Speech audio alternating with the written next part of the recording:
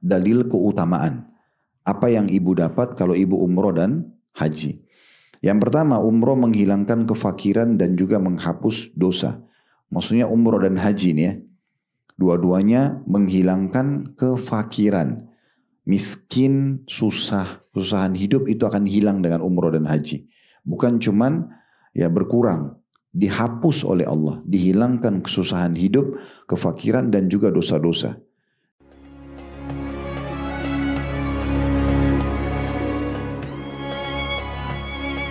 Assalamualaikum warahmatullahi wabarakatuh. Alhamdulillah, tidak pernah berhenti lisan kita memuji dan memuja Allah atas segala nikmat yang Allah limpahkan kepada kita.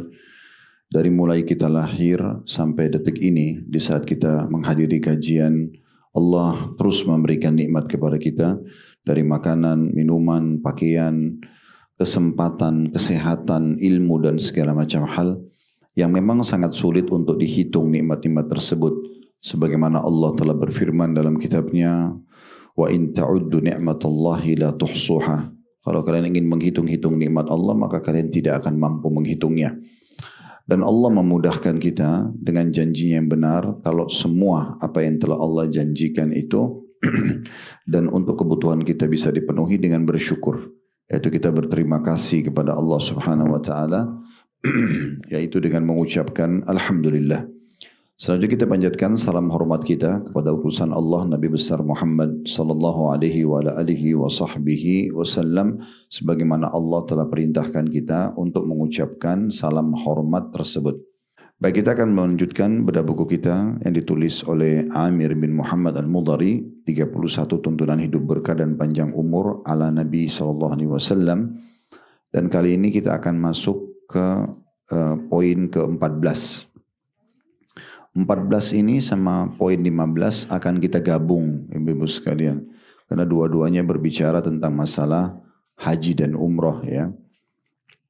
Saya bacakan dulu di halaman 47 dan juga halaman 48. Poin 14 dan poin 15. Di poin 14-nya, agar kita bisa mendapatkan keberkahan dalam hidup, juga panjang umur, yang diajarkan oleh Nabi SAW adalah memperbanyak atau berkeinginanlah untuk memperbanyak haji dan umroh. Tolong digaris bawahi judulnya memperbanyaknya. Berarti memang di sini bukan hanya sekali atau dua kali, tapi bagaimana kita sering mengulang-ulangi ibadah ini. Nanti akan kita sebutkan insya Allah rangkaian keutamaan daripada dua ibadah ini, dan saya lagi minta tim untuk mengirim ke Ketua Majelis Taklim manasik yang biasanya kami isi, yang di situ kaya sekali dengan dalil-dalil Al-Quran dan Sunnah. Nanti ibu-ibu bisa buka PDF-nya ya di handphone. Mudah-mudahan sempat keburu dikirim ya. Saya sudah baru saja WA untuk minta itu, agar nanti apa yang saya sampaikan itu ibu-ibu bisa ikutin di handphonenya. Karena apa yang kami sampaikan tuh banyak sekali kaya dengan ilmu-ilmu pengetahuan dan informasi tentang haji dan umrah itu sendiri. Namun memang ibadah ini seperti umumnya ibadah memang dikerjakan berulang-ulang, walaupun yang wajibnya sekali. Sekali umrah, sekali haji. Tetapi kalau Allah Subhanahu wa taala memudahkan seorang hamba, muncul dalam hatinya keinginan, di fikirannya juga terfikir, hatinya tergerak, anggota tubuhnya juga segera mengeksekusi, segera mengulangi umrah atau hajinya, maka itu adalah pilihan dari Allah Subhanahu wa taala. Karena semua orang yang mengerjakan ibadah haji dan umrah ini sebenarnya adalah tamu-tamu Allah. Mereka adalah tamu-tamu Allah Subhanahu wa taala. Nanti akan kita jelaskan lebih jauh masalah itu. Dan mungkin untuk mempermudah agar kita bisa memperbanyak haji dan umrah ini, dimulai dari niat dulu. Karena biasanya ada orang pulang haji umroh ditanya mau haji atau mau umroh lagi, ya kayaknya nanti deh misalnya, atau sudah cukup sekali. Nah bahasa-bahasa ini bisa menjadi niat buat dia. Tapi kalau dia mengatakan, oh insya Allah iya, saya berharap mudah-mudahan Allah mudahkan saya bisa umroh setiap bulan atau saya bisa haji setiap tahun, maka itu bisa jadi niat dan bisa jadi doa. Nah poin ini yang akan kita titik beratkan supaya memperbanyak ibadah haji dan umroh. Salah satunya juga, terlepas daripada travel yang Allah amanahkan di pundak kami, ibu pakai travel mana saja usahakan selalu mencari fasilitas yang baik. Jangan selalu terpengaruh dengan perkataan, yang penting saya sampai di Mekah atau di Madinah. Tidak penting masalah hotelnya, tidak penting masalah makanannya. Ini keliru.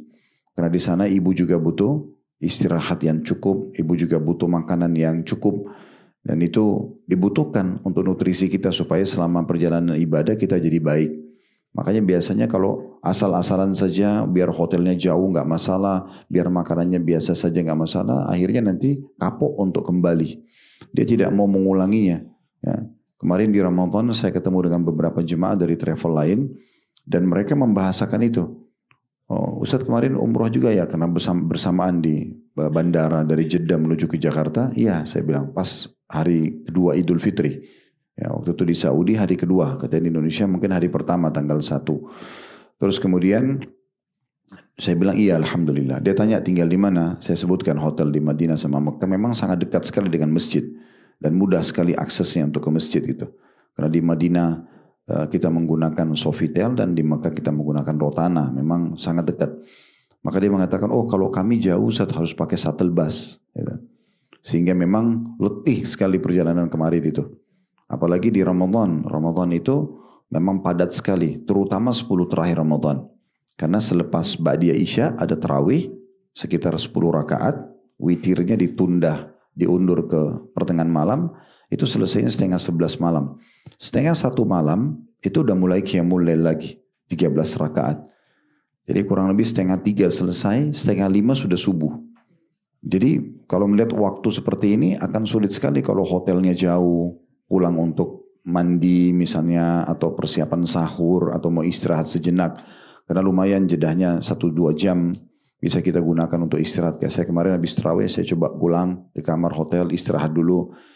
Jam setengah 12 bangun lagi, setengah 1 masuk ke masjid untuk sholat itu kan. Jadi keliru sekali persepsi ini. Saya selalu luruskan itu. Dan kami memang di Uhutur selalu coba buat yang pelayanan terbaik itu karena memang maunya jemaah, habis umroh atau haji mau ulangi lagi. Karena nyaman. Ya. Terlebih lagi nanti akan kita jelaskan dalilnya. Itu uang-uang yang kita keluarkan akan diganti oleh Allah Subhanahu Wa Taala. Semuanya. Kalau kita juga akan diganti, kenapa nggak pakai bisnis kelas? Kenapa nggak pakai hotel terbaik? Toh juga Allah akan ganti. Nanti semua akan kita jelaskan dalil-dalilnya insya Allah. Ini dari judul dulu, seperti biasa. Karena setiap judul biasanya kita coba kasih prolognya dulu. Berkeinginanlah, kata beliau, untuk memperbanyak haji dan umroh. Kata penulis, Anda dapat menambah kebaikan dengan cara berkeinginan untuk memperbanyak haji. Ya, kalau bahas haji berarti umroh juga di dalamnya. Banyak salafus salih, maksudnya orang-orang terdahulu sebelum kita yang salih, berkeinginan untuk memperbanyak haji dan umroh. Jadi bukan mengerjakan sekali, tapi menjadikan sebagai rutinitas programnya gitu ya. Karena memenuhi seruhan Nabi Muhammad SAW, walaysa lil hajjatil mabrurati thawabun illal jannah. Dan tidak ada balasan ya, bagi haji yang mabrur kecuali surga. Artinya ibu pulang dari Mekah selepas haji, dan haji itu hanya 6 hari saja. Dari tanggal 8 sampai tanggal 13. Cuma memang kita nggak bisa milih yang 6 hari saja ya.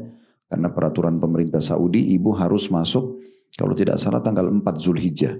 Sementara haji itu mulai tanggal 8. Berarti 4 hari sebelum haji kita sudah harus masuk. Itu biasanya penerbangan terakhir. Ya. Jadi memang kita paling minimal bisa 9 hari. Kalau mau setelah haji tanggal 13 langsung pulang gitu ya. Jadi memang walaupun dia 6 hari tapi minimal program biasanya 9 hari. Kalau program yang normal itu biasanya kalau ONH Plus atau travel sekitar 21 hari. Kalau pemerintah bisa lebih dari itu. Lebih dari 1 bulan. Nah semua ini program 6 hari itu haji. Kalau kita ikhlas karena Allah Subhanahu Wa Taala rezeki yang kita gunakan halal. Maka ibu akan pulang membawa tiket VIP ke surga. Karena dikatakan tidak ada balasan haji yang mabrur yang mengikuti syarat dan rukun-rukunnya kecuali surga. Gitu ya. Dikatakan seorang tabi'i Sa'id bin Musayyab telah melaksanakan haji sebanyak 40 kali. Ya, Sa'id bin Musayyab ini salah satu ulama salaf dulu, ulama tabi'in. Muridnya Abdullah bin Umar, Abdullah bin Abbas. Ya. Jadi generasi yang hidup dengan Nabi, ibu-ibu sekalian diistilahkan dengan tabi'in. Yang hidup dan belajar dari para sahabat namanya yang belajar dari Nabi namanya sahabat, yang belajar dari sahabat Nabi setelah Nabi meninggal namanya tabi'in. Nah generasi tabi'in yang datang setelah para sahabat atau setelah Nabi SAW meninggal ini, salah satu tokohnya namanya Sa'id bin Musayyib rahimahullah, beliau haji 40 kali. Artinya hampir setiap tahun, setiap haji mereka selalu pergi ke sana. Ada juga ulama salaf yang lain di buku kita tidak disebutkan, tapi namanya Zakwan ibn Kaisan rahimahullah. Julukannya Taus. Taus itu burung merak. Karena orangnya tampan, bersih, pintar, kaya, berkumpul semua kebaikan pada orang ini, maka diberikan julukan oleh orang yang hidup semasanya dengan ya, Taus, burung merak. Maka dia juga sama melaksanakan haji kurang lebih 40 kali. Bahkan salah satu doanya dia minta agar wafat pada saat haji. Dan setelah hari Arafah tanggal 9 Zulhijjah, di tanggal malamnya, di malam Muzdalifah beliau meninggal dunia. Nanti akan kita sebutkan salah satu keutamaan orang meninggal kalau haji dan umrah, itu akan dicatatkan pahala haji dan umrah sampai hari kiamat. Kalau dia meninggal dalam kondisi pelaksanaan ibadah ini. Toh juga kita akan meninggal. Tapi kalau dia tutup dengan lagi melaksanakan ibadah ini berarti husnul khatimah. Itu akan mendapatkan pahala haji dan umrah sampai hari kiamat. Nanti akan kita jelaskan hadisnya. Begitu juga dengan Atha bin Abi Rabah. Salah satu ulama besar di Mekah. Yaitu dari generasi tabi'in. Allah kasih dia umur 100 tahun. Dia 70 kali haji. Ya, jadi 70 tahun itu tiap tahun dia ulangi hajinya. Nah seperti itulah. Jadi memang para orang-orang terdahulu ini mengulang-ulangi ibadah haji dan umrah. Kalau kita mundur lagi sebelumnya, para sahabat juga melakukan hal yang sama. Bahkan istri Nabi Aisyah radhiyallahu anha setelah Nabi SAW meninggal itu melakukan ibadah umrah beberapa kali. Ya. Ini berarti menandakan memang melaksanakan ibadah ini bagian daripada yang dicontohkan. Kemudian poin 15, penulis ingin mengerucutkan ke pilihan umroh. Kalau ibu punya pilihan umroh dalam 1 tahun bisa umroh berapa kali, bagus. Tapi kalau cuma setahun sekali, maka ibu pilih bulan Ramadan. Karena bulan Ramadan pahalanya lebih besar daripada bulan-bulan yang lainnya. Nah di situ disebutkan poin nomor 15, berumrohlah pada bulan Ramadan. Kata penulis, Anda dapat menambah kebajikan dengan cara melaksanakan umroh pada bulan Ramadan berdasarkan sabda Nabi SAW, umratu fi Ramadan taqdi hajjatan ma'i. Umroh di bulan Ramadan sama pahalanya dengan berhaji bersamaku. Jadi umroh-umroh sepanjang tahun selain Ramadan itu pahala umroh saja. Tapi kalau Ramadan maka ibu dapat pahala haji plus bersama Rasulullah SAW.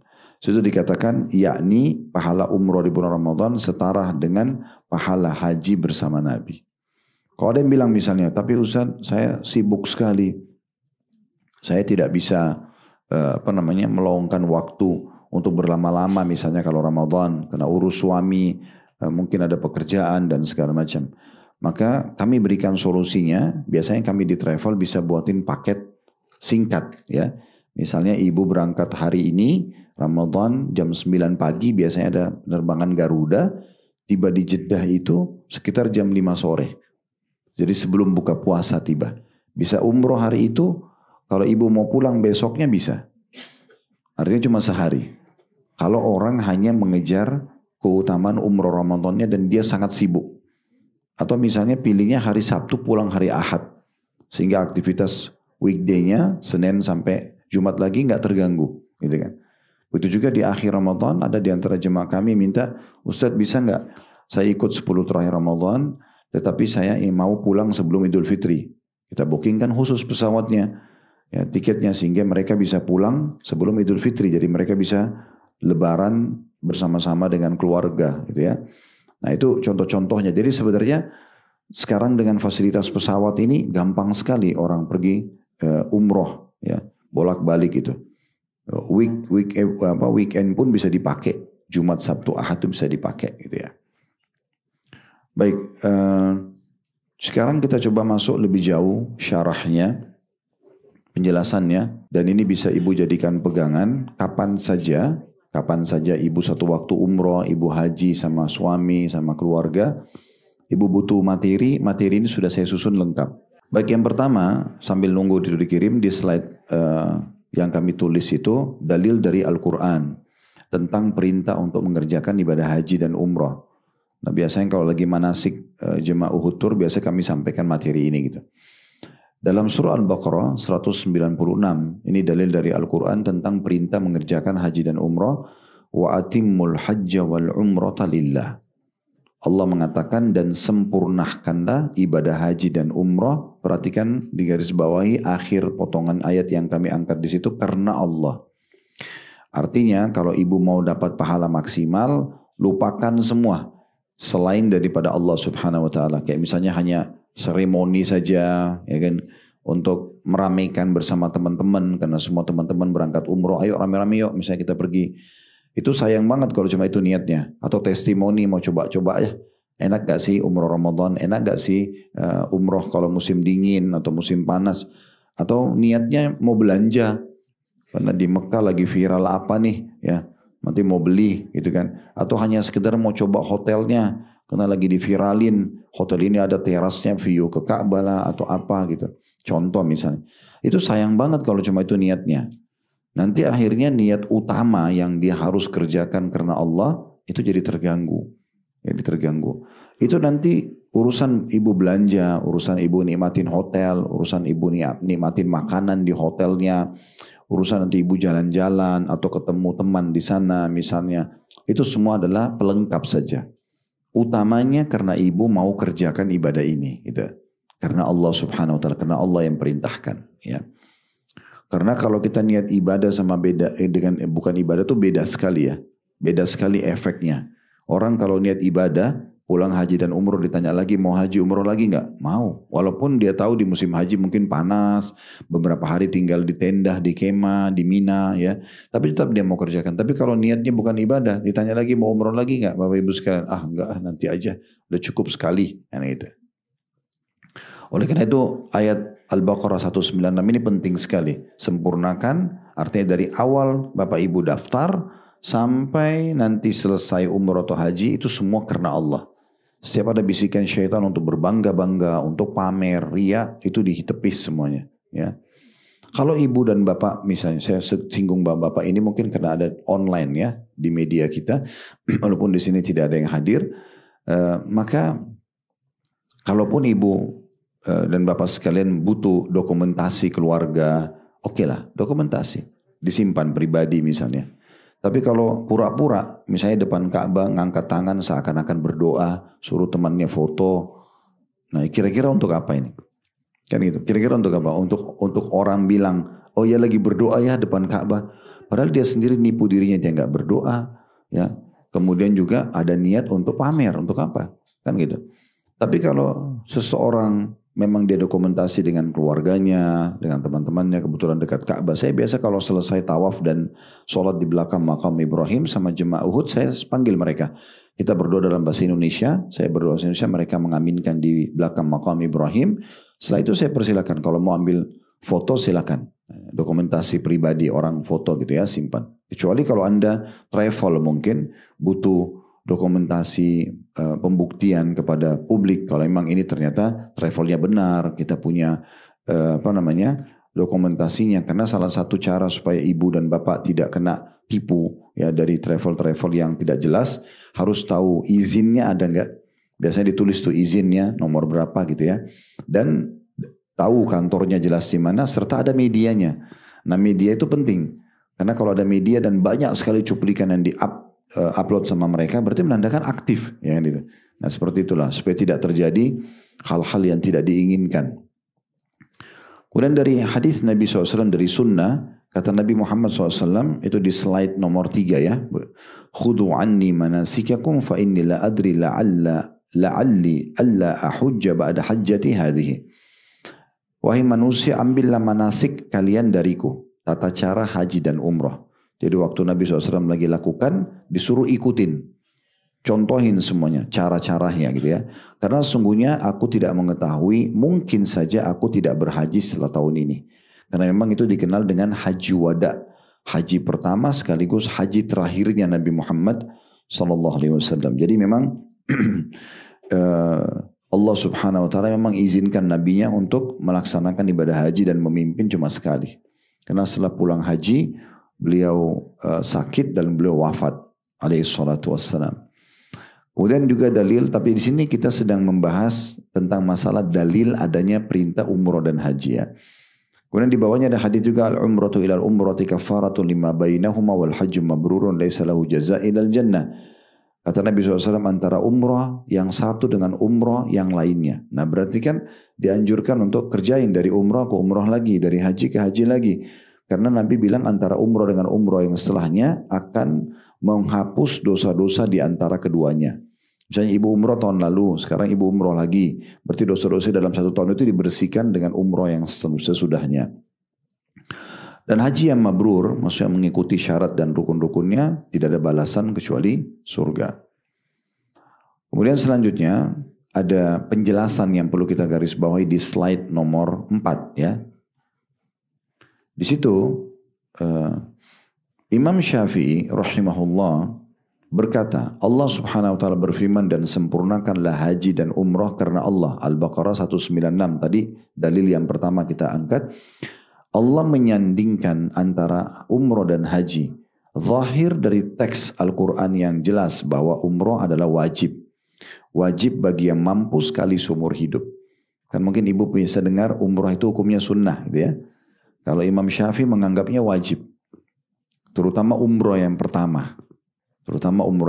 Umrah yang kedua, yang ketiga sunnah. Tapi umrah yang pertama mirip dengan hukum haji yang pertama.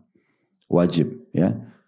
Ini pendapat beliau karena beliau mengatakan terbukti dalam surah Al-Baqarah Allah menyandingkan, menyamakan antara umrah sama haji. Sempurnakan haji dan umrah karena Allah, nah gitu ya. Juga perbuatan Nabi Muhammad SAW melaksanakan umrah sebelum haji. Dan Ibnu Abbas berkata, demi yang jiwaku di tangannya, maksudnya demi Allah, umrah memang terkait dengan haji. Sebagaimana firman Allah, wa atimul hajja wal umrata lillah. Maksudnya hukumnya sama, wajib. Yang pertama gitu. Kemudian yang ketiga di situ, pendapat Imam Atha bin Abi Rabah, tadi saya bilang ulama Mekah, ibu-ibu sekalian, dia mengatakan tidak ada seorang pun dari makhluk Allah kecuali bahwa haji dan umrah wajib atasnya. Maksudnya yang pertama. Ya, wajib atasnya. Selain itu sebagian ulama Mekah berkata Rasulullah SAW menyandingkan antara haji dan umrah bersamaan dengan menyembelih hewan kurban, dan seandainya umrah hanya ibadah sunnah maka tampaknya tidak pantas untuk disandingkan dengan haji. Ya, berarti dari sini kita ambil hukum tentang wajibnya umrah. Ya, kalau Allah berikan rezeki ibu, misalnya sama suami ada anak-anak sudah bujang, udah gadis, diajak umrah ataupun haji. Karena itu wajib bagi mereka yang pertama. Dan dengan itu berarti ibu memudahkan mereka ke depannya. Kalau kita tidak tahu ya nasib seseorang. Misal dia tidak bisa haji dan umrah. Mungkin keadaan ekonomi berbeda dengan ibu misalnya nanti ke depannya. Sudah gugur kewajiban dia. Karena yang pertama sudah dilaksanakan. Bahkan boleh mengajak umrah anak-anak yang belum balik. Karena dalam sebuah riwayat disebutkan Nabi Muhammad SAW waktu mau haji, pas dekat kota Mekah itu berpapasan dengan satu suku Arab yang datang dari arah yang berbeda. Lalu Nabi SAW tanya, siapa kalian? Mereka sebutkan nama sukunya gitu ya. Lalu mereka pun bertanya, siapa anda? Karena waktu itu belum ada kamera. Orang tidak tahu muka Nabi. Orang cuma dengar di Madinah dan Nabi Muhammad gitu. Jadi yang belum pernah ketemu tidak tahu. Maka beliau mengatakan, saya adalah Rasulullah. Saya utusan Allah. Maka ada satu ibu mendekat ke Nabi, dia bawa anak kecil, lalu dia gendong dan diangkat, dia mengatakan, ya Rasulullah, apakah untuk anakku seumur ini ada haji? Maka kata Nabi SAW, iya, dan pahalanya untukmu. Berarti kan boleh membawa yang masih belum balik. Gak masalah, anak, cucu. Jangan juga pernah berprinsip begini Bu ya, karena saya pernah dengar beberapa jemaah kita begitu. Ya,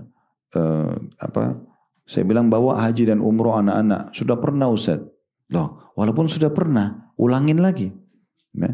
Daripada kita mengatakan sudah pernah, lalu kita keliling membawa ke tempat-tempat lain yang kemungkinan besar efeknya itu akan sangat berbeda. Kan gitu. Sekarang kalau di Mekah Madinah kira-kira hiburannya apa? Masjid. Hiburannya paling jauh ke pasar atau ke mall di situ. Itu pun perempuan semua berhijab, ya. Mungkin tidak didengarkan ada musik. Orang juga masuk ke kamar hotel, dicuplikan TV bisa lihat Mekah dan Madinah orang lagi tawaf. Ada taklim diadakan oleh travelnya misalnya. Jadi memang Umroh reguler pun 9 hari itu kita berada di satu zona aman sama anak-anak gitu ya. Kan anak-anak biar keluar jam 3 subuh paling ke masjid. Kan gitu. Tapi kalau kita bawa ke Jepang, kita bawa ke Eropa, ini ibu sama suami di kamar, ibu nggak tahu anak-anak buat apa di kamarnya. Mungkin dia akan cari negara ini hiburannya apa nih, kita nggak tahu. Dia melakukan perbuatan-perbuatan yang salah misalnya. Kan ada efek-efek itu ya, bisa saja. Sementara anak-anak ini tanggung jawab kita. Jadi tidak ada salahnya mengulang-ulangi umroh dan haji buat mereka. Tidak ada masalah gitu. Itu satu hal yang positif saja. Atau paling tidak kalau mau mendatangi negara-negara, seperti kami buatin di travel itu memang datang ke negara-negara Islam. Supaya bisa dapat sejarahnya ya. Sejarah Islam, mereka bisa datang ke masjid sana, bisa mengenal kaum muslimin dan seterusnya. Baik, sekarang kita masuk di slide selanjutnya yang kelima dan beberapa slide ke depan. Itu isinya semua dalil keutamaan. Apa yang ibu dapat kalau ibu umroh dan haji. Yang pertama, umroh menghilangkan kefakiran dan juga menghapus dosa. Maksudnya umroh dan haji ini ya. Dua-duanya menghilangkan kefakiran. Miskin, susah, kesusahan hidup itu akan hilang dengan umroh dan haji. Bukan cuman ya berkurang. Dihapus oleh Allah. Dihilangkan kesusahan hidup, kefakiran dan juga dosa-dosa. Ini dalil yang saya selalu jadikan pribadi sebagai motivasi untuk terus saja semangat mengulang-ulangi ibadah ini. Karena luar biasa sabda Nabi ini. Ibu perhatikan dari Abdullah bin Mas'ud radhiyallahu anhu bahwasanya Rasulullah SAW bersabda, tabi'u bainal haji wal umrah fa innahuma yanfi'anil faqra wad dhunuba kama yanfil kiru khabathal hadidi wal dhahabi wal fidda wa laysa lil hajjatil mabrurati thawabun ilal jannah. Terjemahannya, hubungkan atau jadikan untuk saling menyusul antara haji dan umrah. Ibu dari umrah ke umrah, dari umrah ke haji, dari haji ke haji, dari haji ke umrah. Ulang-ulangin. Terus menerus, kata Nabi SAW. Kenapa? Karena keduanya, maksudnya haji dan umrah, akan menghapus kefakiran. Menghilangkan kefakiran. Jadi tidak ada orang pulang haji umrah itu miskin gitu. Ya. Allah SWT akan bukain dia rezeki. Kecuali dia riak, kecuali memang dia beda niatnya ya. Tapi kalau niatnya ikhlas karena Allah, janji Nabi pasti benar. Allah akan menghapuskan kefakiran dan dosa-dosa. Kesalahan-kesalahan kita, ada pemutihan dari semua kesalahan. Sebagaimana ubapan tukang besi mengikis karat besi, emas dan perak. Dan haji yang mabrur tidak ada pahalanya melainkan surga. Hadis riwayat Tirmidzi. Jadi kita bisa bayangkan di sini kalau ada karat di besi bu, atau di emas di perak masih kotor, bagaimana buapan pandai besi itu ya, api yang disemprotin itu bisa ngilangin karatnya sampai mengkilat emasnya, sampai mengkilat besinya, sampai mengkilat peraknya. Nah seperti itu haji dan umroh menghilangkan kemiskinan. Jadi kalau bahasa saya itu mengikis habis kesusahan hidup, kemiskinan dan juga dosa-dosa. Dan kita tahu dosa-dosa ini kalau bahasa kita pelanggaran ya. Semua pelanggaran ada konsekuensi hukuman.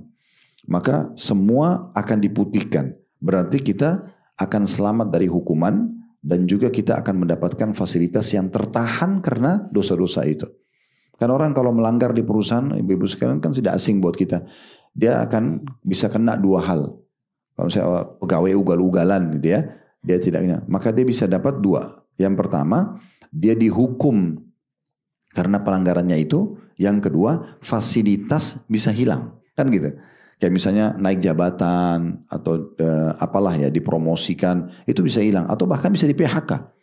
Nah seperti itu sebenarnya orang kalau buat dosa. Jadi kalau ada pemutihan kesalahan itu luar biasa itu. Artinya dia selamat dari hukuman. Misalnya perusahaan memutihkan semua kesalahannya berarti dia selamat, tidak dihukum dari pelanggaran itu dan juga fasilitasnya bisa kembali. Nah seperti itulah. Jadi ini luar biasa hadis ini. Coba direnungi baik-baik dan jadikan selalu sebagai motivasi dalam diri kita. Sampaikan kepada kerabat, ya kalau ada teman-teman yang mau berangkat umroh haji, sampaikan ini loh keutamaannya.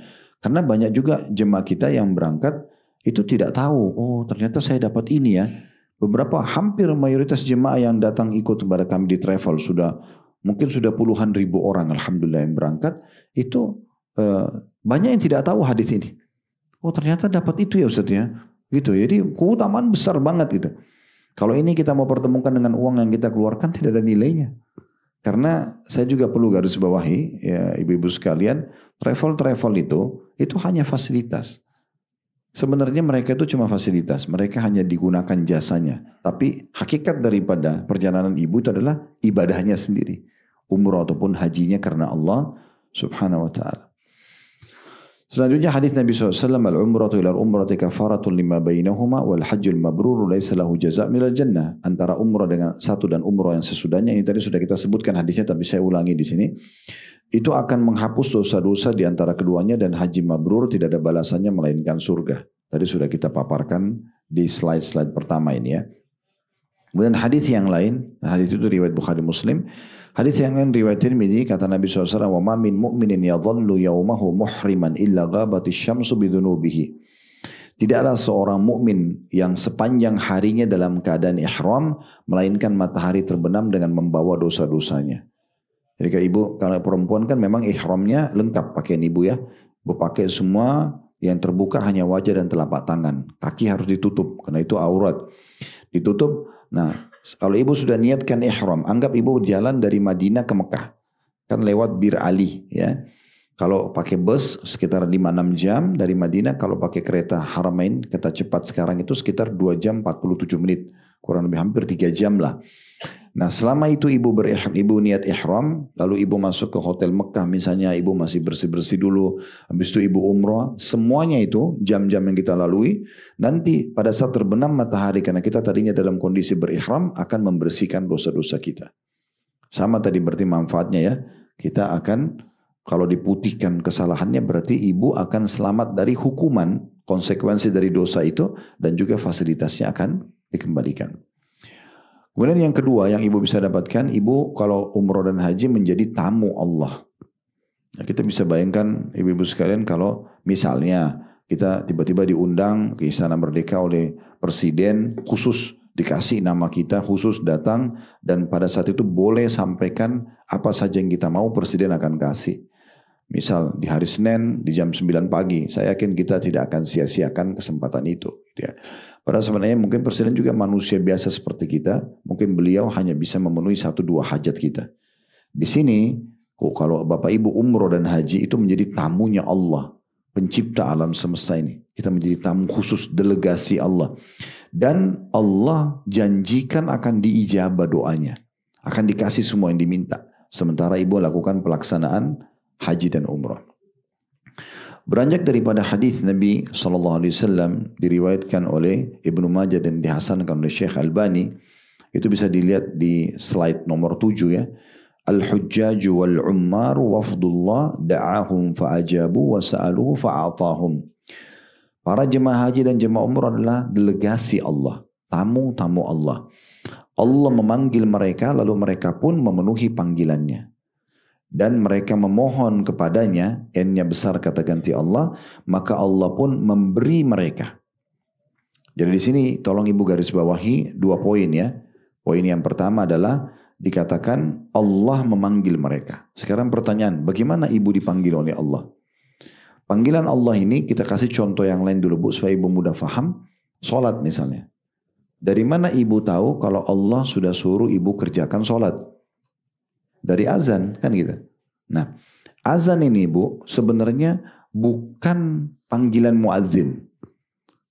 Karena mau orang Arab, mau orang Melayu, mau orang hitam dari Afrika, mau orang bule di Amerika, azannya sama.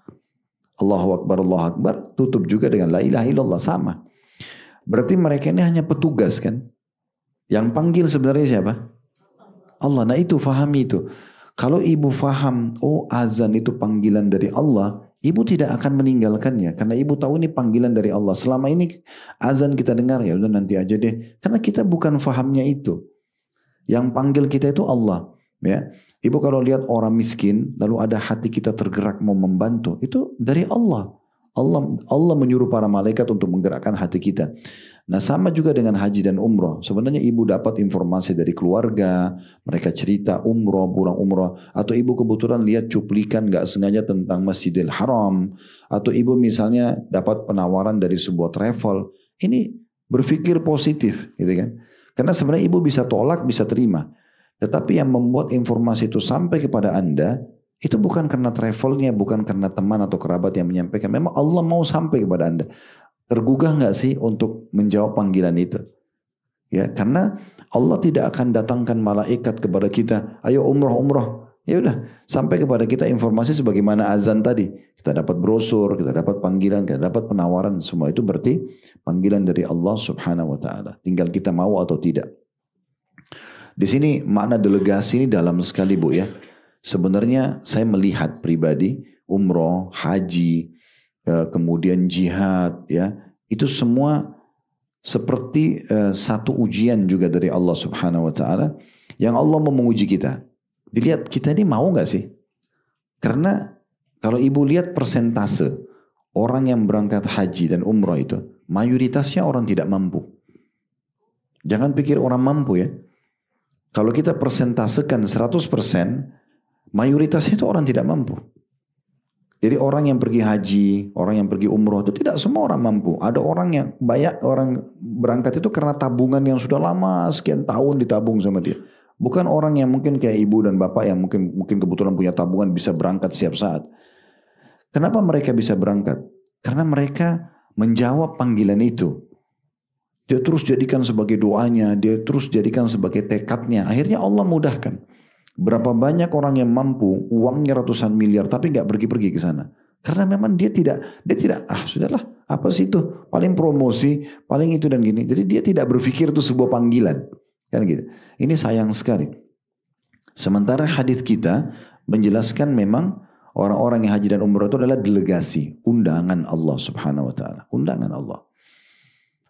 Kemudian Ibnu Umar dalam riwayatnya dikatakan al-ghazi fi sabilillah wal hajj wal mu'tamir wafdullah da'ahum fa'ajabu wa sa'aluhu fa'atahum. Orang yang berperang di jalan Allah, orang yang berhaji dan orang yang berumrah adalah para delegasi Allah. Allah memanggil mereka lalu mereka pun memenuhi panggilannya dan mereka memohon kepadanya. Ini bagian kedua tadi dari hadis yang sebelumnya yang saya bilang ada dua hal yang ibu garis bawahi. Bagaimana kita fahami ibu diundang oleh Allah. Dan yang kedua adalah ternyata dengan kita menjawab undangan Allah dijamin doanya diterima. Mereka memohon kepadanya, n-nya besar kata ganti Allah. Dan dia pun, d-nya sengaja saya besarkan karena kata ganti Allah, dia pun mengabulkannya. Diriwayatkan Ibnu Majah. Artinya selama perjalanan ibu umrah atau haji itu dijamin diterima doa-doanya. Nah, makanya harus kita mengontrol juga lisan kita, Bu ya. Hati-hati dengan kalimat-kalimat yang buruk atau bercanda tapi sebenarnya itu menjatuhkan diri kita sendiri atau mengucapkan doa-doa yang tidak baik. Itu selama perjalanan hati-hati sekali karena harus kita ucapin yang baik. Jangan bilang kayaknya saya tidak akan sembuh, kayaknya saya selalu ribut rumah tangga, tapi balik semuanya. Ya Allah bahagiakan saya, ya Allah panjangkan umur, ya Allah sembuhkan penyakit. Karena semua itu menjadi doa yang mustajab. Di dalam hadis yang lain kata Nabi SAW, wafdullahi thalathatun al-hajj wal-mu'tamir wal-ghazi. Delegasi Allah ada 3, orang yang haji, orang yang umrah dan orang yang berperang di jalan Allah. Orang yang berperang di jalan Allah. Ya, ini poin penting sekali. Saya pernah ketemu dengan satu jemaah dari Malaysia akhir Ramadan. Saya tidak kenal beliau, tapi dari kejauhan kami kebetulan satu hotel waktu itu di Mekah di Clock Tower. Kemudian dia dari jauh Ustaz, terus salaman sama saya. Saya sering dengar ceramah Ustaz di media. Oh ya, terima kasih Pak. Mudah-mudahan Allah ikhlaskan ya kita semua ya. Terus dia bilang, oh saya dari Malaysia. Oh ya. Kebetulan dia rupanya setelah pas akhir Ramadan kami baru kenalan lebih jauh. Dia seorang datuk di sana, seorang pejabat. Tapi dia cerita sama saya. Dia bilang, Ustaz dia tunjuk istrinya sama anaknya. Ustaz ada 3 orang. Dia bilang, saya sama ini istri anak saya ini sebenarnya waktu mau berangkat Ramadan ini itu nggak punya duit. Dia bilang, nggak punya uang. Tapi saya mendengar ceramah potongan Ustaz, coba selalu mohon sama Allah, minta. Karena ini memang undangan. Allah undang siapa yang mau, Allah gerakin hatinya, Allah mudahkan dia jalan. Tapi Allah lihat hatinya besar gak sih untuk ke sana? Kalau cuma setengah-setengah, nanti Allah gak kasih gitu. Maka saya dengar itu lalu saya bertekad, pokoknya saya terus berdoa. Dan beberapa hari sebelum kami berangkat, itu Allah datangkan rezeki saya tidak tahu dari mana sehingga kami bisa berangkat sekeluarga. Itu salah satu pengakuan orang sendiri yang sampaikan kepada saya. Jadi bukan hanya teori, ya secara dalil kita sampaikan, tapi memang ada orang yang praktikin dan memang hasilnya seperti itu. Sebagaimana juga saya pernah punya satu jemaah haji, selepas sarapan, dia duduk sama saya, dia mengatakan, Ustaz, boleh nggak saya cerita? Oh ya silakan Pak. Dia ceritalah, dia bilang, saya ini dulu orang tidak mampu. Dia bilang gitu, saya tidak mampu Ustaz. Beberapa tahun yang lalu saja. Terus saya waktu itu punya uang, pilihannya umroh atau saya mulai bisnis. Terus saya pernah dengar ceramah Ustadz, memang saya pernah sampaikan itu. Ibu sekalian, saya bilang kalau seandainya ada pilihan umroh atau mulai bisnis, saran saya umroh dulu. Kenapa? Karena kita umroh bisa berdoa depan Ka'bah, minta agar Allah mudahkan keberkahan nanti bisnis kita. Apalagi dijanjikan memang umroh dan haji tadi bisa menghilangkan kefakiran, artinya akan datang kekayaan gitu ya, akan datang kekayaan. Maka dia umroh, dia bilang. Setelah umroh, belum lama dia pulang umroh, dia bilang, Ustaz tahu saya dimudahkan oleh Allah Subhanahu wa taala dapat rezeki. Sekarang waktu itu haji furoda kan di atas 400 juta biayanya. Maka dia bilang sekarang saya mendapatkan income harian. Bapak itu sendiri harian senilai itu margin bersih ya, senilai dengan biaya umroh. Biaya haji furoda. Berarti dia punya tiap hari 400 juta, satu bulan itu bisa 12 M. Karena dia dapat satu proyek ekspor impor kain kalau tidak salah dari Cina dan berhasil masuk di pabrik-pabrik, akhirnya dia dapat keuntungan begitu. Tapi dia bilang saya yakin awal mulanya dari umroh itu. Awal mulanya. Jadi memang ini panggilan dari Allah Subhanahu wa taala. Baik, selanjutnya kita langsung ke slide 12. Kenapa saya langkahi? Karena slide yang sebelumnya itu bahasa Arabnya. Kita langsung ke terjemahan saja. Ya, terjemahan yang dalil selanjutnya ini itu disampaikan oleh seorang sahabat Nabi, yaitu Abdullah bin Umar radhiyallahu anhuma.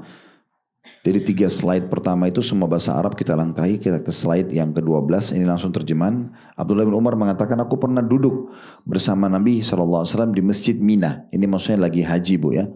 Tiba-tiba seorang laki-laki dari kaum Ansar dan seorang lagi dari suku Thaqif.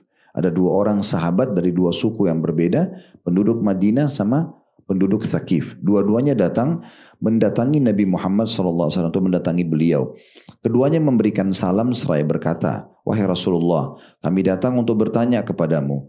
Nabi SAW mengatakan, ini salah satu bentuk mukjizat ya. Nabi bilang kepada keduanya, jika kalian berdua mau, aku kabarkan kepada kalian apa yang akan kalian tanyakan. Atau maksud kedatangan kalian. Dan jika kalian mau, ya, atau aku akan lakukan menyampaikan itu. Atau jika kalian mau, aku menahan diri dan kalian bertanya. Maksudnya Nabi ini ingin menunjukkan sebuah mukjizat. Kalian berdua ini sebelum bertanya, saya sudah tahu loh pertanyaannya apa. Kalau mau saya sampaikan, maka saya lakukan. Tapi kalau kalian mau saya diam, kalian bertanya, oke saya akan dengarkan. Maka karena penasaran, keduanya mengatakan, kabarkan kepada kami ya Rasulullah. Kalau gitu Anda yang sampaikan kepada kami. Karena ini ajaib gitu. Kok belum nanya sudah bisa tahu. Ya. Tapi ini mukjizat ya. Ini bukan seperti dukun-dukun. Ini memang Nabi Muhammad SAW. Memang ada wahyu yang menyampaikan. Maka Nabi mengatakan, maaf, tapi orang yang dari Thaqif tadi, dari 2 orang itu, dari Ansar sama Thaqif mengatakan kepada orang Ansar, silakan kamu bertanya duluan. Sampaikan kepada Nabi. Maka dia mengatakan, beritahukan kepadaku wahai Rasulullah. Jadi aku juga penasaran nih, mau pengen tahu mukjizat. Anda bisa tahu apa yang saya mau tanya. Coba sampaikan kepadaku apa yang aku ingin tanya. Rasulullah berikut jawabannya. Maka Nabi bilang, kamu datang kepadaku, akan bertanya tentang kepergianmu dari rumahmu menuju Baitul Haram. Dan apa yang kamu akan dapatkan darinya. Jadi kamu mau tanyakan dari rumahmu, ya pergi haji dan umroh ini sampai ke Mekah, sampai ke Baitul Haram, kamu dapat apa? Pahalanya apa? Kemudian dikatakan, dan kamu juga akan bertanya tentang sholat 2 rakaat sesudah tawaf, maksudnya di belakang makam Ibrahim. Dan apa pahala yang kamu dapatkan? Tentang sa'i, jalan antara Safa dan Marwah. Dan apa pahala yang kamu dapatkan? Tentang wukufmu, haji pada hari Arafah, sore hari Arafah. Dan apa yang kamu dapatkan? Tentang melontar jumrah di musim haji, biasa kita bilang melontar setan ya. Dan apa pahala yang kamu dapatkan? Tentang juga kurban yang kamu sembelih, yang kamu lakukan. Dan pahala apa yang kamu dapatkan. Serta tawaf ifadah. Tawaf ifadah itu tawaf wajibnya haji bu. Ya, jadi nanti kalau ibu haji itu beberapa kali tawaf ya. Biasanya pertama tawaf datang, kalau haji tamattu itu haji umroh dulu, nanti baru ada tawaf wajibnya haji.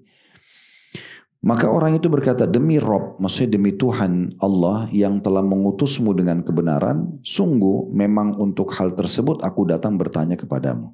Jadi orang ini membenarkan Kalau benar ya Rasulullah, yang saya mau tanya itu tidak meleset sedikit pun. Ini berarti membenarkan mukjizat gitu ya. Maka Nabi SAW mengatakan, sesungguhnya apabila kamu pergi dari rumahmu menuju ke Baitul Haram, menuju ke Mekah, maka tidaklah untahmu meletakkan kakinya dan tidak pula mengangkatnya, melainkan Allah mencatat untukmu dengannya satu kebajikan dan menghapus satu dosa. Karena zaman dulu orang pakai unta bu ya. Maka Nabi membahasakan unta. Kalau kita sekarang roda mobil, baling-baling pesawat, roda bus ya. Semua itu tidak ada satu langkah. Ya, kalau unta itu meletakkan kaki dan mengangkatnya kecuali dicatat satu pahala, dihapus satu dosa. Ini berarti kita kalau dari Indonesia 9 jam naik pesawat, baling-balingnya berputar itu berapa pahalanya? Kita naik mobil ke bandara Soekarno-Hatta aja kalau di Jakarta itu berapa banyak, kita udah nggak bisa hitung tuh rodanya, kan sulit hitungnya, tapi Allah punya cara nanti. Jadi setiap langkah hewan kita atau tunggangan kita itu dicatatkan satu pahala, dihapus satu dosa. Ya, gitu. Kemudian dikatakan adapun sholat, nanti kita lihat ada riwayat sesudah ini Nabi mengatakan langkah untahmu dan langkah kakimu. Kalau riwayat ini sekarang kita baca hanya tunggangan saja. Nanti riwayat setelah ini bu, ada penjelasan tentang langkah kaki kita juga. Si pelaksana umroh haji ini juga sama. Setiap langkahnya dicatat satu pahala, dihapus satu dosa. Berarti kita dengan kendaraan kita sama-sama dihitung. Adapun tentang sholat 2 rakaat setelah tawaf. Ibu kalau tawaf 7 kali di Ka'bah, nanti setelahnya kan sholat di belakang makam Ibrahim. Ini sholatnya paling 2 menit bu. Ya. Karena rakaat pertama baca Al-Fatihah sama Al-Kafirun. Rakaat kedua baca Al-Fatihah sama Al-Ikhlas. Nah, ini saja 2 rakaat ini pahalanya seperti pahala memerdekakan seorang budak sahih dari anak cucu Ismail. Jadi supaya ibu punya gambaran, Bilal itu kan dulu budaknya Umayyah bin Khalaf, ya, di Mekah, ya. Nah, dibebaskan oleh Abu Bakar. Abu Bakar kan yang tebus, dibayar kepada Umayyah, Bilal dibebasin lalu Bilal dibiarkan bebas, bukan lagi jadi budak. Nah, semua apa yang Bilal lakukan dari kebaikan setelah itu Abu Bakar panen pahalanya. Di masa kita sekarang tidak ada perbudakan. Ibu nggak bisa tebus budak untuk dibebasin. Tapi dengan ibu sholat 2 rakaat yang hanya 2-3 menit di belakang makam Ibrahim, pahalanya sama bebasin 1 orang budak. Selanjutnya, sedangkan sa'i, jalan antara Safa dan Marwah. Kita tahu 7 kali, Safa ke Marwah 1, Marwah ke Safa 2, Safa ke Marwah 3, Marwah ke Safa 4, Safa ke Marwah 5, Marwah ke Safa 6, terakhir Safa ke Marwah yang ke-7. 7 kali ini adalah bagikan memerdekakan 70 hamba sahaya. Seperti bebasin 70 budak. Ya. Saya waktu sampaikan di manasik ini, mayoritas jemaah kami tidak tahu ini. Oh tidak tahu Ustaz kalau dapat sebanyak itu ya. Karena belum pernah dengar sebelumnya. Ternyata ini keutamaan yang luar biasa. Tentang wukuf pada sore hari Arafah, tanggal 9 Zulhijjah. Maka sungguhnya Allah turun ke langit dunia. Lalu dia, Allah, membanggakan kalian di hadapan para malaikat. Seraya berfirman, hamba-hambaku, maksudnya para jemaah haji ini, telah datang kepadaku dari segala penjuru yang sangat jauh dengan rambut yang kusut hanya untuk mengharapkan rahmatku. Karena orang musim haji itu umumnya panas. Walaupun kita di kemah ada AC di tendanya, tetap karena cuaca panas, ya mungkin kita rusuh juga di saat itu ya. Maka digambarkan seperti itu. Lihatlah hamba-hambaku ini, Allah berkata pada para malaikatnya, mereka datang dari seluruh penjuru muka bumi dengan rambut kusut, hanya mengharapkan rahmatku, karena mau dapat rahmat Allah hadir di Arafah. Maka Allah berfirman kepada para malaikat, kalau sekiranya, Allah berfirman kepada para jemaah haji, kalau sekiranya dosa-dosa kalian sejumlah pasir di muka bumi. Gue bayangin butiran pasir kita nggak bisa hitung. Kalau dosa jemaah haji sebanyak itu, atau sebanyak tetesan air hujan yang turun dari langit, atau seperti buih di lautan yang busa itu biasa ya, karena hembasan ombak kan ada buih-buih. Nah, sebanyak itu niscaya kata Allah aku akan mengampuninya. Berangkatlah wahai hamba-hambaku dalam keadaan diampuni dosa-dosa kalian dan dosa-dosa orang yang kalian mohon syafaat untuknya. Jadi kalau ada teman yang berangkat umroh, wajar kita mengatakan tolong doain saya ya. Karena memang mereka itu mustajab doa. Apalagi kalau di Arafah. Itu doa Arafah ya. Jadi kalau ibu nanti kalaupun lagi haji jangan lupa maksimalkan berdoa di Arafah. Sampai sebagian ulama mengatakan kalau ada yang misalnya nanya di hari Arafah mana lebih bagus? Saya baca Quran, saya berzikir atau saya berdoa? Tetap ulama bilang berdoa. Karena doa tempatnya doa itu di Arafah. Kata Nabi SAW doa yang paling afdal adalah di Arafah. Ini doa yang luar biasa di sini. Dan termasuk yang orang yang bisa kalau kita lagi tidak haji titip tolong doain saya. Nah Anda kalau dititipkan doa, tidak usah seperti sebagian jemaah saya lihat, ditulis semuanya, di list, di foto, di video depan Ka'bah ini sudah saya baca ya. Kalau dia baca untuk 30-40 orang, habis waktu dia. Caranya gimana Ustaz? Tinggal bilang, ya Allah kabulkanlah semua doa orang yang menitipkan kepada saya. Selesai. Sudah mewakili. Loh iya, karena kalau dirincikan kan susah. Kalau begitu kan semua sudah dapat. Ya. Selanjutnya, kita lanjutkan lagi ya. Adapun melontar jumrah yang kamu lakukan. Jumrah ini ibu lakukan 4 hari ya. Tanggal 10 Zulhijjah, hari Idul Adha itu melontar 7 butir batu. Namanya jumrah Aqabah. Ya, atau dikenal biasa dengan jumrah besar, kubra. Nanti tanggal 11, 12, 13, hari Tasyrik, kita melontar 3 titik. Jadi 7 butir kali 3. Melontar di kecil, sedang, besar. Berarti tanggal 11-nya itu 21 butir batu, tanggal 12-nya 21, tanggal 13-nya 21. Nah, kalau 21 ini ibu kali 3, 11, 12, 13 berarti kan 63. Idul Adhanya ibu melontar 7 saja, berarti 70 batu ibu lempar. 70 batu perhatikan di sini pahalanya bu. Lihat ini luar biasa dahsyatnya. Adapun melontar jumrah yang kamu lakukan, maka dengan setiap batu kerikil, 1 batu kerikil itu yang kamu lemparkan diampuni 1 dosa besar yang membinasakan. Jadi 1 batu untuk 1 dosa besar. Berarti ibu diampuni 70 dosa besar. Makanya haji mabrur dapat tiket surga itu wajar. Karena 70 dosa habis semua yang besar-besar ya. Dosa besarnya. Sedangkan kurban yang kamu lakukan maka ditabungkan pahalanya untuk di sisi Rabbmu. Karena kan nanti kalau haji kita berkurban hewan gitu ya. Adapun tentang pemangkasan rambut. Karena kan habis umroh atau haji kita cukur rambut. Ibu-ibu cukup ambil jadi 2 sisi rambutnya bu ya. Jadi rambut ibu misalnya diambil dari sisi kanan dan kirinya ke daerah belakang atau depan. Ujungnya digunting. Ukuran ruas jari saja. Ya, ukuran seperti ini saja dipotong ya, sedikit. Kalau bapak-bapak itu mengambil dari seluruh penjuru kepalanya. Jadi dari kanan, kiri, depan, belakang. Seperti kalau dia masuk ke tukang cukur. Ya. Dan untuk bapak-bapak itu lebih afdal gundul. Karena kata Nabi SAW kepada para laki-laki di masa hidup beliau. Semoga Allah merahmati orang yang gundul. Rahmat itu berarti karunia ya. Dan ada orang yang tidak mau gundul, dia bilang, ya Rasulullah bagaimana dengan orang yang cukur? Nabi bilang, semoga Allah merahmati orang yang gundul. Lalu orang itu bilang lagi, ya Rasulullah orang yang cukur. Kata Nabi SAW, semoga Allah merahmati orang yang gundul. 3 kali Nabi doakan rahmat. Orang itu masih mengatakan, ya Rasulullah orang yang cukur. Kata Nabi SAW, yang keempat, maka Nabi mengatakan, dan semoga Allah merahmati orang yang cukur. Jadi cukur ini hanya sekali didoakan, tapi orang gundul 3 kali. Makanya alhamdulillah jemaah kami yang berangkat bapak-bapak, bahkan ada yang belum pernah gundul seumur hidup. Tapi setelah kami sampaikan motivasinya dan mereka lihat juga kami ikut gundul, oh ya kita gundul juga Ustaz. Habis itu foto rame-rame. Katanya ini kenangan nih soalnya nggak pernah gundul gitu. Tapi kalau ibu-ibu ambil sebagian saja. Nah pahala yang kita dapatkan rambut yang kita korbankan karena Allah itu perhatikan.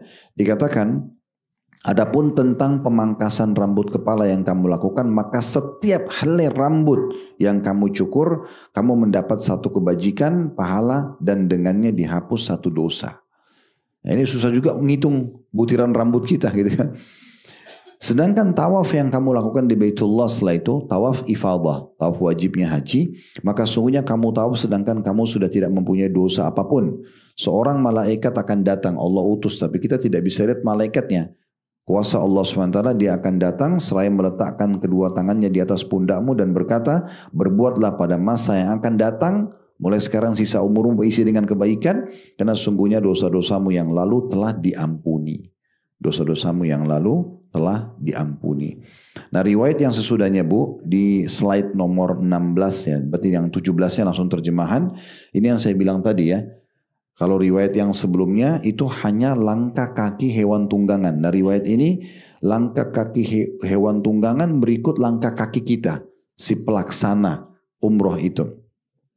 Sesungguhnya pahala yang kamu dapat apabila kamu menuju Baitul Atiq, Ka'bah adalah tidaklah kamu dan hewan tungganganmu mengangkat atau meletakkan kaki, melainkan dicatat satu kebaikan dan dinaikkan satu derajat. Nah kalau tadi kan diampuni dosa dicatat satu pahala. Kalau ini dia catat pahala dan diangkat satu derajat nanti di surga. Nah, ini keutamaan tersendiri. Baik, yang sisanya sama kita lewatin saja karena mirip gitu ya. Tinggal kita baca di slide nomor 19. Ibu bisa lihat ada hadis Nabi SAW. Adapun mencukur habis rambutmu, maka sungguhnya tidak ada satu helai dari rambutmu yang jatuh di muka bumi, melainkan menjadi cahaya bagimu pada hari kiamat nanti. Jadi tadi setiap helai dicatat pahala, diampun satu dosa gitu ya. Sekarang tambahannya nanti rambut yang gugur itu akan datang dalam bentuk cahaya pada hari kiamat. Selanjutnya yang keempat yang ibu bisa dapatkan, ini yang tadi saya sempat singgung sedikit ya. Kalau sampai kita meninggal, ajal datang lagi haji dan umroh, ini keutamaannya. Yaitu sabda Nabi SAW, man kharaja hajjan famad kutiba lahu ajrul haji ila yaumil qiyamah, wa man kharaja mu'tamiran famad kutiba lahu ajrul mu'tamir ila yaumil qiyamah, wa man kharaja ghazian famad kutiba lahu ajrul ghazi ila yaumil qiyamah.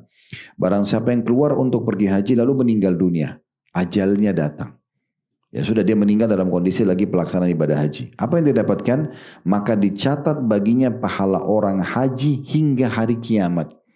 Misal contoh, kita haji tahun ini, kita meninggal tahun ini. Dan kiamat masih 1000 tahun lagi. 100 tahun lagi deh.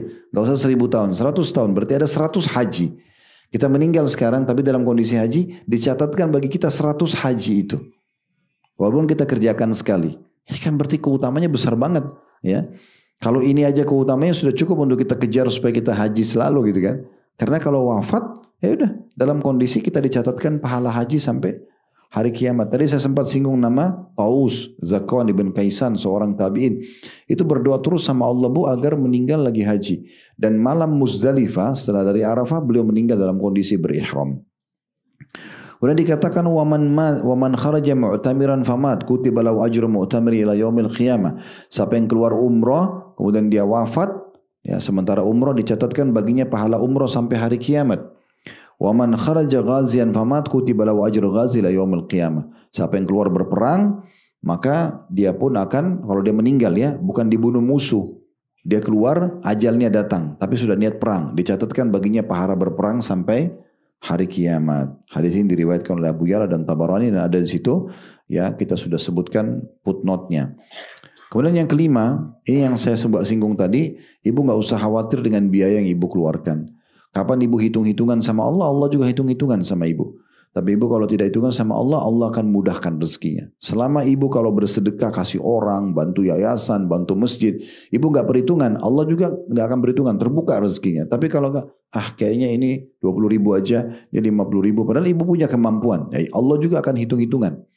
Makanya dalam sebuah hadis Nabi SAW mengingatkan sahabatnya Asma binti Abi Bakar, seorang wanita, dan Bilal. Dua-duanya Nabi SAW mengingatkan, jangan kalian perhitung-hitungan dengan Allah, maka Allah akan hitung-hitung juga dengan kalian. Gitu kan? Jadi beri saja. Termasuk untuk biaya perjalanan. Jalan haji dan umroh itu nggak usah perhitungan. Lupakan dulu travelnya, karena travel cuma jasa. Gitu kan? Tapi bagaimana kita memang memberikan fasilitas yang terbaik untuk ibadah kita. Ibu kalau mau berkurban, ibu beli hewan yang terbaik. Ya, ibu kalau mau bangun masjid, ibu bangun masjid yang terbaik. Pilih marmernya, pilih catnya yang terbaik, pilih karpetnya, AC terbaik. Karena Allah. Nggak usah pikir siapa yang mau sholat di situ. Semua kita kerjakan karena Allah. Ibu kalau kasih orang miskin makanan, cari makanan yang terbaik. Bukan makanan bekas. Semua itu karena Allah. Bukan karena orang-orang ini. Sama dengan haji umroh. Sebenarnya buat ibu sendiri. Jadi kadang-kadang kami juga heran. Ada sebagian jemaah datang, sengaja cari di travel kami paket yang paling murah padahal orang mampu. Akhirnya nanti tiba di sana capek. Karena hotelnya sedikit agak jauh. Fasilitas hotelnya lebih sederhana, mungkin dia biasa pakai hotel bintang 5, ini sayang banget. Kenapa nggak biayai diri sendiri? Perhatikan, apa keutamanya kalau kita keluarkan biaya buat diri kita sendiri? Kata Aisyah radhiyallahu anha, bahwasanya Rasulullah SAW pernah bersabda kepada beliau waktu saat beliau sedang umroh. Aisyah sedang umrah. Inna laki minal ajri ala qadri nasabiki wa nafakatuki. Sesungguhnya pahala yang kamu dapat wahai Aisyah sesuai dengan kadar kelelahanmu dan nafkah yang kamu keluarkan. Jadi ibu keluarkan uang itu akan ada tambahan pahala. Tambahan pahala. Begitu juga dalam riwayat yang lain, innama ajruki fi umratuki ala qadri nafakatuki. Sesungguhnya wahai Aisyah pahala yang kamu dapatkan dari umrahmu adalah sesuai dengan nafkah yang kamu keluarkan. Jadi uang yang kita keluarkan. Ibu bisa bisnis kelas. Ibu bisa hotel bintang 5, bintang 5. Kenapa nggak pakai yang terbaik? Istirahatnya cukup. Makan yang international food board. Ya. Kami begitu juga di Uhud Tour kami buat semuanya full board. Supaya jemaahnya makan pagi, makan cukup, layak. Dan akhirnya sehat. Akhirnya pergi sehat, pulang sehat. Ibadahnya juga lancar. Daripada kita perhitungan, akhirnya kita susah. Makannya susah gitu kan. Terus berkeluh kesah, gerutu. Akhirnya di sana sementara ibadah jadi nggak nyaman. Nah untuk apa semua ini terjadi? Ya, sementara Allah Subhanahu Wa Taala akan menggantikan. Nah itu poin juga pesan penting ya untuk dipahami. Yang keenam, umroh dan haji itu sama dengan pahala jihad. Terutama bagi ibu-ibu. Karena ibu-ibu mungkin tidak mungkin ke medan perang. Yang hadir medan perang biasanya laki-laki gitu. Tapi ibu kalau umroh sama haji itu sama dengan ibu sedang berjihad. Nah begitu hadisnya ya. Saya tulis itu jihadnya para wanita adalah haji dan umroh. Dinukil oleh Imam Bukhari dan Ibnu Khuzaimah juga. Aisyah berkata, qultu ya Rasulullah, hal ala nisa'i min jihad? Qala alaihinna jihada la qitala fi al-hajj wal umrah. Setelah Aisyah mendengarkan keutamaan berperang jihad, dia pun mengatakan, ya Rasulullah, apakah wanita juga ada jihadnya? Enak benar laki-laki pergi medan perang. Ibu kalau belum pernah dengar keutamaan perang bu ya, siapapun yang tersentuh, kata Nabi SAW, dua telapak kaki yang tersentuh debu medan perang, pernah ikut sebentar saat kena debu medan, pasti debu ada di medan perang, itu tidak akan disentuh oleh api neraka. Itu keutamaan luar biasa. Sesaat saja di medan perang, sesaat saja, itu lebih baik daripada ibadah malam Lailatul Qadar di depan Hajar Aswad. Begitu dalam hadis sahih disebutkan. Jadi keutamaannya besar sekali.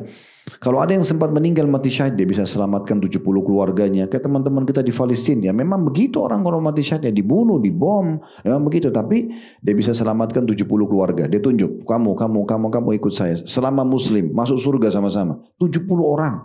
Bukan 1-2 orang. Diampuni dosanya, masuk surga tanpa hisab. Gak ada pertanyaan mungkar nakir lagi. Wow, banyak keutamaan.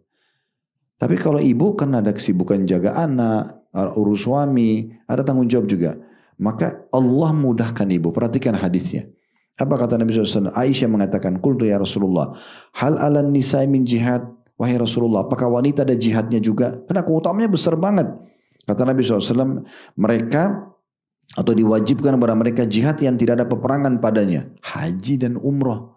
Enak banget, naik pesawat, masuk hotel bintang 5, tinggal tawaf sa'i, dapat pahala jihad. Itu kan luar biasa. Juga kata Nabi SAW, jihadul kabiri wal dhaifi wal marati al hajj wal umrah. Jihadnya orang yang lanjut usia, sudah tua, orang yang lemah dan perempuan adalah haji dan umrah. Selanjutnya yang ketujuh, keutamaan umrah Ramadan. Ini sudah kita sebutkan tadi di buku kita. Umrah Ramadan kata Nabi SAW sama dengan haji bersamaku. Ini mungkin slide-nya kita lewatin. Ada beberapa dalil nanti ibu bisa baca di rumah ya. Tentang masalah riwayat-riwayat yang menyebutkan keutamaan umrah Ramadan. Tapi intinya pahalanya sama dengan haji bersama Nabi. Yang ke-8 bu. Langsung ke slide nomor 28 ya.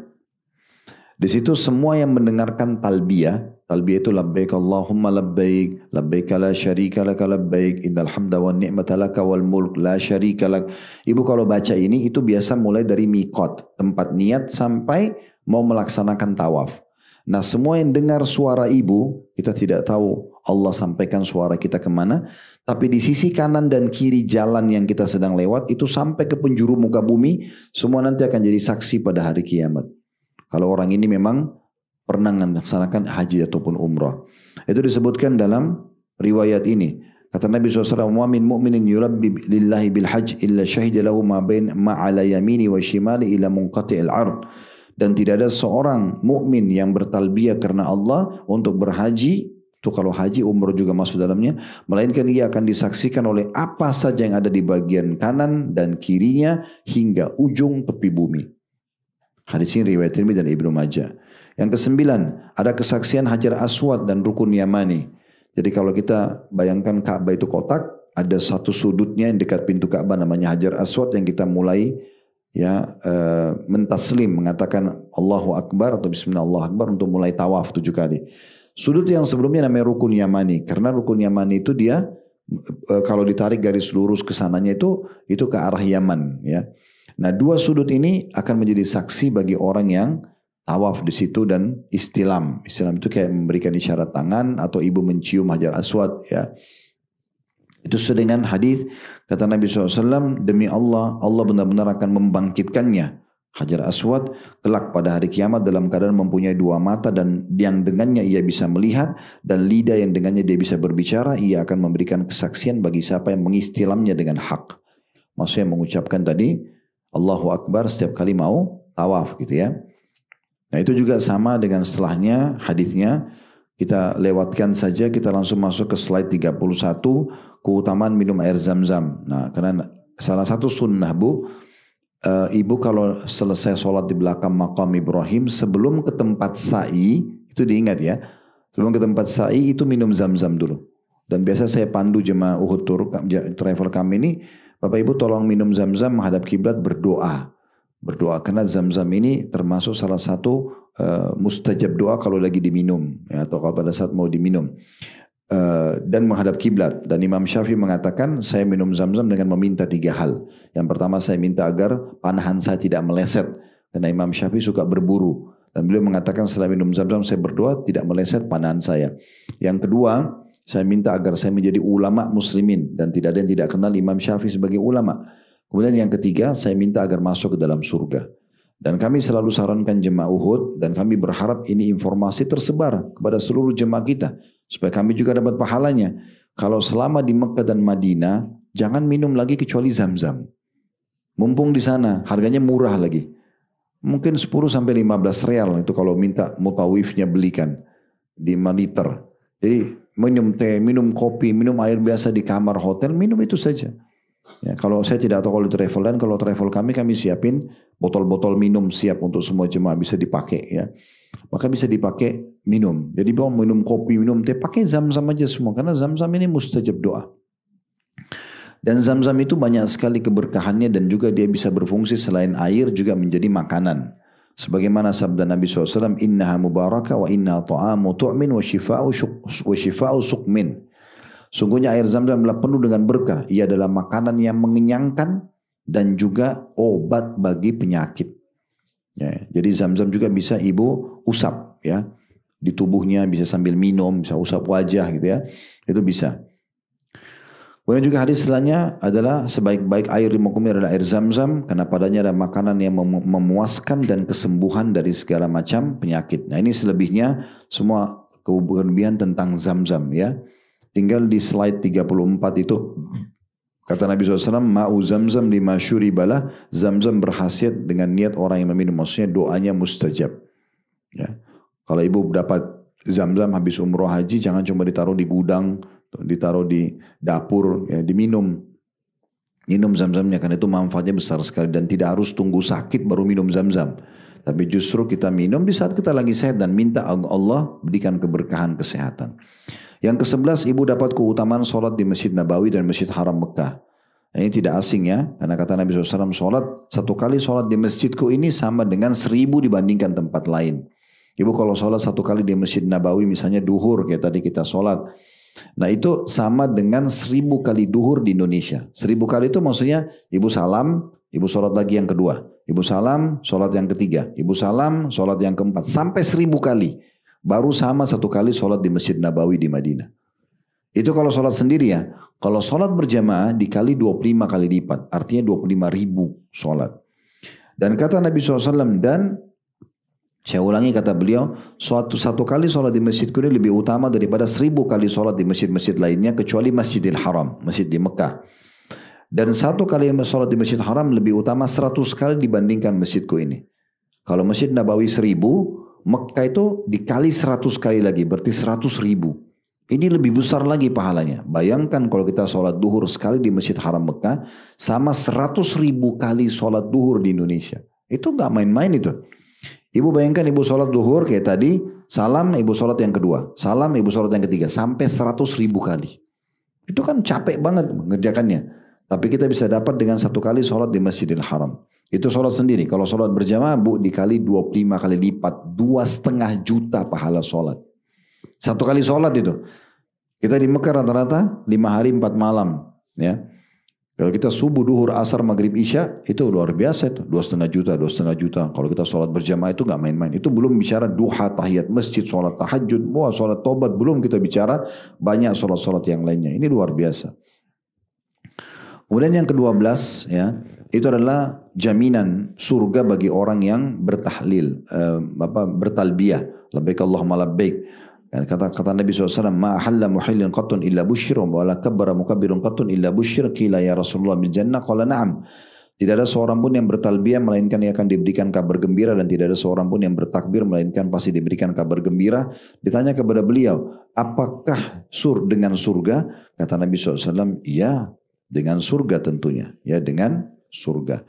Baik, 2 poin terakhir Bapak Ibu sekalian, yaitu tentang masalah adanya anjuran mengeraskan suara pada saat talbiyah ya. Kalau ibu lagi di bus atau lagi di kereta, kalau dari turun di Jeddah langsung umroh, biasanya kita di bus ya, dari Jeddah ke Madinah ke Mekah, atau dari Madinah kalau naik kereta, sekarang musimnya banyak kereta, itu selama perjalanan kereta itu ibu dan bapak dianjurkan mengeraskan suara talbiyah, ada suaranya keluar ya. Karena memang mengeraskan suara ini diperintahkan, sebagaimana ada riwayat di slide nomor 38. Atani, kata Nabi SAW, atani Jibril fa'amarani an amura ashabi an yarfu aswatun bil ihlali awit talbiyah. Jibril datang kepadaku dan memerintahkanku agar menyuruh para sahabatku menyaringkan suara mereka dalam berihlal dan talbiyah. Maksudnya labbaik Allahumma labbaik ya. Seperti itulah. Karena itu adalah syiarnya haji. Itu di slide nomor 38. Selebihnya hampir sama itu Bu ya. Saya tutup dengan slide nomor 41, yaitu tentang masalah hukum badal. Badal umrah dan badal haji. Maksudnya penggantian. Kalau ibu mau badalkan keluarganya, itu ada beberapa syarat. Yang pertama, ibu sudah pernah haji atau umrah sebelumnya. Yang kedua, ya, dan tentu di sini masuknya kemampuan ya. Yang kedua, orang yang kita mau badalkan itu baik sudah meninggal atau sudah tidak mampu melakukan perjalanan. Kayak sudah terlalu tua, pikun ya, atau dia kena penyakit yang tidak bisa lagi disembuhkan, tidak bisa safar, nah itu bisa dibadalkan. Tapi selalu kami sarankan agar badal umroh ini dilaksanakan oleh orang lain saja. Misal, ibu sepanjang tahun umrohnya hanya bisa sekali, tadi kita bilang kalau bisa di Ramadan. Nah, setiap bulan ibu sebenarnya bisa datang ke travel mana saja, ibu bilang tolong saya titip badal umroh saya. Kayak kami di Uhutur kami buka peluang badal umroh. Nah titipin badal umroh ya. Jadi setiap bulan kita bisa umrohin orang tua kita. Yang sudah meninggal, yang sudah tidak mampu lagi berperjalanan bisa. Kita dapat pahala umrohnya. Setahun sekali juga kalau mau haji bisa kita badal hajikan. Tentu biayanya jauh lebih murah daripada pelaksanaan ibadah umroh. Karena tidak ada tiket pesawat, tidak ada hotel. Ini cuma dititipin nanti travel akan berikan kepada teman-teman mahasiswa di sana. Dan itu nanti dilaksanakan. Nanti pelaksananya itu kalau di travel kami ada buktinya. Dia pada saat niat di mikot dibuat videonya. Nanti dia pegang nama, dia sebutin nama orang. Misalnya nama Fulan bin Fulan almarhum misalnya gitu ya.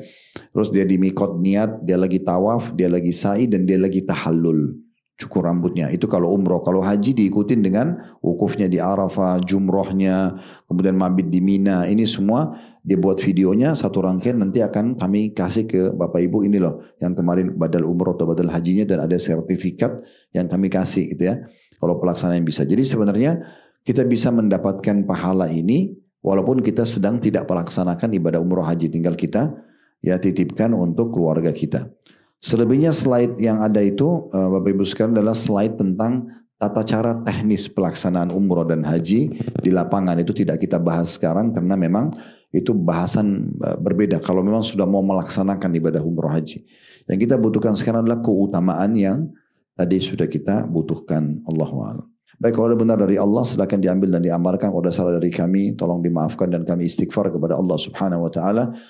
Subhanakallahumma bihamdika asyhadu an la ilaha illa anta astaghfiruka wa atubu ilaik.